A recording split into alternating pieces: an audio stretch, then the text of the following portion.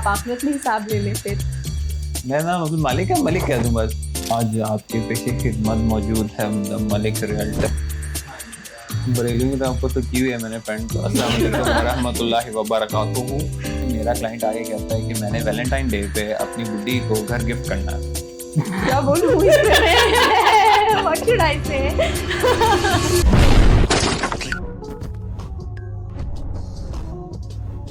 अस्सलाम वालेकुम, मेरा नाम अब्दुल मालिक है। आज हम रियल एस्टेट के लीगल एस्पेक्ट्स डिस्कस करेंगे, वो भी एडवोकेट सादिया बशीर के साथ। कैसी हैं आप? ठीक हैं? मैं बिल्कुल ठीक। बहुत शुक्रिया, आपने अपना बिजी स्केड्यूल में से टाइम निकाल के हमें दिया।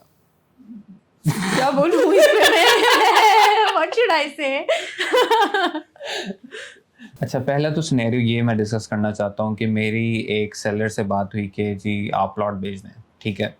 तो मैंने उसका जब बयाना पकड़ लिया ना, तो वो आगे मुकर गया। मतलब हमने तो सिर्फ ज़बान की होती है, हमने बायर से भी ज़बान की होती है, सेलर से भी ज़बान की होती है। तो इसमें मैं कोई लीगल एक्शन ले सकता हूँ?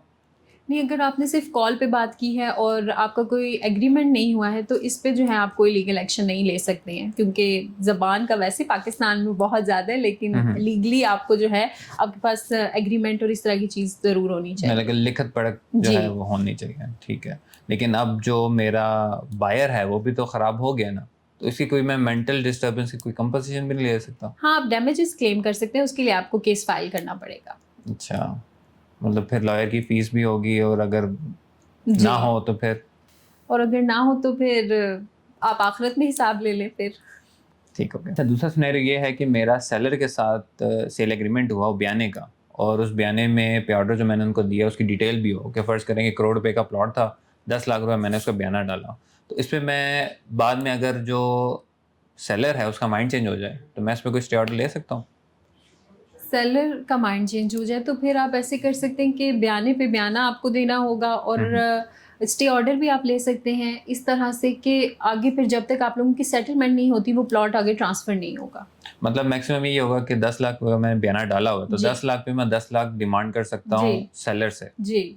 ठीक हो गया, ठीक हो गया। अगर मेरा जो बायर है वही बैक डाउन कर जाए, मतलब कि बायर जो है वो कहे कि मेरे हालात ख़राब हो गए, अब पैसे नहीं मेरे पास, 90 लाख रुपए, तो उसको जो 10 लाख रुपए उसने दिया होगा वो सेलर जो को, है वो सेलर के पास ही रहेगा, वो ज़ब्त कर सकते हैं वो जब्त उसको। कर सकते हैं? अच्छा अच्छा अच्छा। तीसरा सिनेरियो ये है कि मेरा क्लाइंट आगे कहता है कि मैंने वैलेंटाइन डे पे अपनी बुड्ढी को घर गिफ्ट करना है, मतलब उसके नाम कराना है उसने।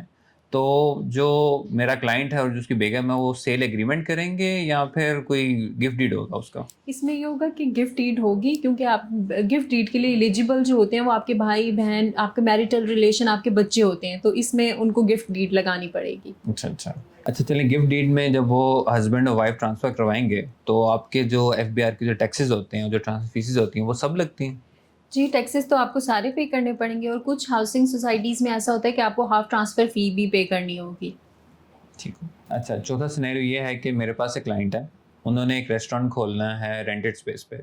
उनका मेन कंसर्न यही है कि क्या पता हमारा रेस्टोरेंट 4 महीने बाद बहुत ज़्यादा बूम कर जाए, और जो ऑनर है वो ब्लैकमेल करे कि हाँ, अब आपका 10% नहीं बढ़ेगा, आपका ज़्यादा बढ़ेगा। तो इसमें कोई लीगली सेफगार्ड करने के लिए कोई चीज़ है? इसमें आपके लिए रेमेडी ये है कि अगर लीज़ एग्रीमेंट जब आप करेंगे तो उसके अंदर कंडीशन होती है कि आप एनुअल इंक्रीमेंट 10% डालते हैं, तो उसके साथ आप उसमें नॉन नेगोशिएबल वाली भी एक टर्म डाल दें कि ये नॉन नेगोशिएबल होगा, 1 ईयर से पहले आप इसको जो है इसमें कोई भी अल्टरनेट नहीं कर सकते आप इसको, तो इस तरह से आप इजीली जो है अपनी स्पेस को एंजॉय कर सकते हैं। अगर इसी सिनेरियो को थोड़ा सा डिफरेंट करें कि जो ऑनर है रेंटेड स्पेस का, वो अगर बेच के आगे अगले बंदे को चला जाता है, अगला बंदा जो नया ऑनर आता है वो कहता है कि भाई ये रेंटेड स्पेस है, खाली करो, या रेंटल एग्रीमेंट पे आप एग्रीमेंट नया करो और मेरा रेंट बढ़ाओ, मैंने इस रेंट पे नहीं देना प्रेमिसेस। इसका कोई हाँ, है इसमें ये हो सॉल्यूशन? सकता है कि रेंट एग्रीमेंट या लीज एग्रीमेंट जो आप करेंगे ना, उसके अंदर आप एक क्लॉज ऐड कर सकते हैं इस तरह का कि अगर कोई न्यू ऑनर भी आपका शिफ्ट हो जाता है, एक दूसरा को सेल कर देता है, तो उस सिचुएशन में